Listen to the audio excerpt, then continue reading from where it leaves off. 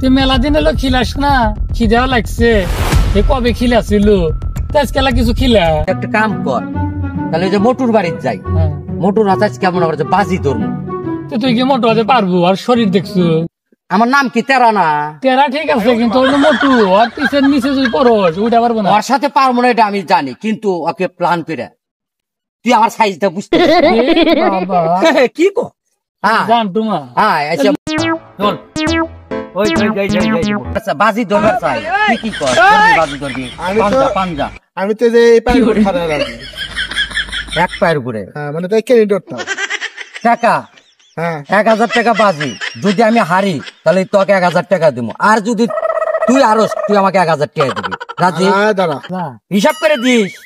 আমার হিসাব লাগে না টাকা। তুই কিন্তু আমাকে এমনি বা মনে করিস না, এমনি যে পারবি, কিন্তু পারবি। অত তো দেখা বেশি না, 1000 বাই করছে।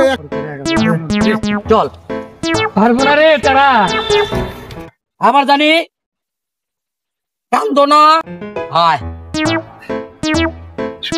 আচ্ছা এদিক নিয়ে সই কর, সই কর। দেখবো 3 পর্যন্ত কোনো 1 2 3 স্টার্ট। কি চাইলের ভাত খাস রে তো? অত আরাম নাই রে দোস্ত, তারা পারলি এবি কোট পারে, এবি কোট পারে। এ দোস্ত তোর ওই যখন মশা পড়ছে, এর কি হলো? এর কি হলো? এর কি হলো? কাটছু কাটছু তুই করছিস না? হাসছস না?